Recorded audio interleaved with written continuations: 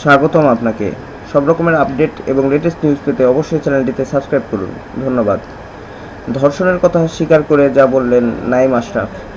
২ নম্বর আসামি নাঈম আশরাফ ওরফে হাসান মোহাম্মদ হালিম প্রাথমিক জিজ্ঞাসাবাদে ধর্ষণের কথা স্বীকার করেছেন বলে জানিয়েছেন ডিএমপির অতিরিক্ত কমিশনার মনিরুল ইসলাম। গতকাল সংবাদ সম্মেলনে তিনি বলেন, বুধবার রাতে মুন্সিগঞ্জের লৌহজং থেকে গ্রেপ্তারের পর নাঈম আশরাফ ওরফে হাসান মোহাম্মদ হালিমকে ঢাকায় ডিবি কার্যালয়ে আনা হয়। সেখানে উইমেন সাপোর্ট অ্যান্ড ইনভেস্টিগেশনসের তদন্ত কর্মকর্তার প্রাথমিক জিজ্ঞাসাবাদে ধর্ষণের কথা স্বীকার করেছেন নাঈম। এক প্রশ্নের জবাবে মনিরুল বলেন, নারী নির্যাতন দমন আইনে ধর্ষণের যে সংজ্ঞা দেওয়া আছে সে অনুযায়ী অভিযোগের সমর্থনে প্রাথমিক কিছু তথ্য তারা জিজ্ঞাসাবাদে পেয়েছেন।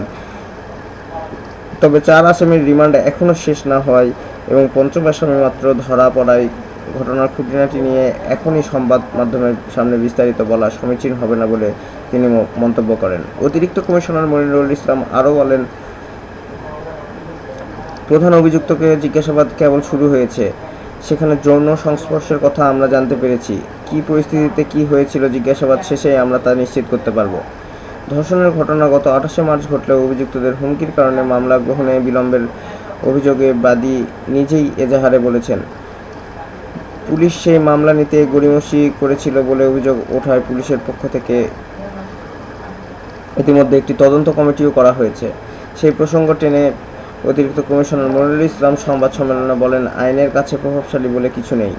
অপরাধী অপরাধী। ওই ঘটনায় আরও কেউ জড়িত থাকলে তাদের বিরুদ্ধে আইন অনুযায়ী ব্যবস্থা নেওয়া হবে।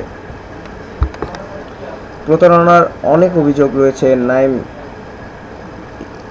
আশরাফের বিরুদ্ধে। লৌহজংয়ে চান্দের বাজার এলাকার দূর সম্পর্কের এক আত্মীয়ের বাড়িতে লুকিয়েছিলেন নাঈম আশরাফ। বুধবার রাতে সেখান থেকেই পুলিশ তাকে গ্রেফতার করে।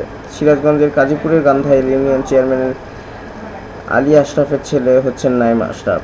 তবে তার আসল নাম হাসান মোহাম্মদ আব্দুল হালিম। তিনি ঢাকায় মেকার্স বাংলাদেশ লিমিটেড নামে একটি ইভেন্ট ম্যানেজমেন্ট প্রতিষ্ঠান খুলে উচ্চবিত্ত ও সুশীল সমাজের সঙ্গে সম্পর্ক গড়ে তোলেন। গত 6 মে মামলার পর গণমাধ্যম নাঈমের ছবি দেখে হালিম বলে শনাক্ত করেন সিরাজগঞ্জের কাজীপুরের গান্ধাইল গ্রামের বাসিন্দারা। বিষয়টি শনাক্ত করেন স্বাস্থ্য ও পরিবার কল্যাণ মন্ত্রী মোহাম্মদ নাসিম। গণমাধ্যমে ছবি প্রকাশ হওয়ার পর তাকে প্রতারক বলে মন্ত্রী মন্তব্য বলেন, তাকে যেখানে পাওয়া যাবে সেখানেই গ্রেপ্তার করা হবে। ও এলাকার একজন প্রতারক। হালিম গান্ধাইল গ্রামের ফেরিওয়ালা আমজাদ হোসেনের ছেলে। এলাকায় প্রতারক হিসেবে তার পরিচয় ছিল। গ্রামবাসী জানায়, হালিম প্রভাবশালী বিভিন্ন ব্যক্তিকে তার বাবা পরিচয় দিয়ে নানা সুবিধা আদায় করেছেন। এমনকি এলাকায় বিয়েও করেছেন 2 বার। ঢাকায় এসে নাঈম আশরাফ নাম নিয়ে মেকার্স বাংলাদেশ নামে একটি ইভেন্ট ম্যানেজমেন্ট প্রতিষ্ঠান খুলে 2014 সালে ভারতের জনপ্রিয় কণ্ঠশিল্পী অরিজিৎ সিংয়ের কনসার্টের আয়োজন করেন তিনি।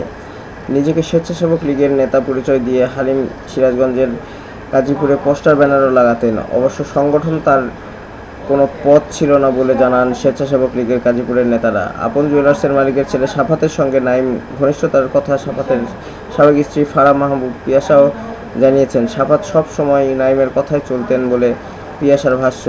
সামাজিক যোগাযোগ মাধ্যমে নাঈমের নিজের পাতায় সাফাতের বাড়িতে পারিবারিক আবহে ছবিতে তাকেও দেখা যায়। রাজধানীর বনানীতে 2 বিশ্ববিদ্যালয় ছাত্রীকে ধর্ষণের অভিযোগ করা মামলার গ্রেপ্তার আপন জুয়েলার্সের মালিক দিলদার আহমেদ সেলিমের ছেলে সাফাত আহমেদ আর তার গাড়ি চালক বিল্লাল, গ্যানম্যান রহমত ও নির্যাতিতা 2 তরুণীর বন্ধু সাদমান সাকিবকে রিমান্ডে জিজ্ঞাসাবাদ করা হচ্ছে। ধন্যবাদ ভিডিওটি দেখার জন্য। আরও আপডেট পেতে চ্যানেলটিতে সাবস্ক্রাইব করে সাথেই থাকুন। ধন্যবাদ।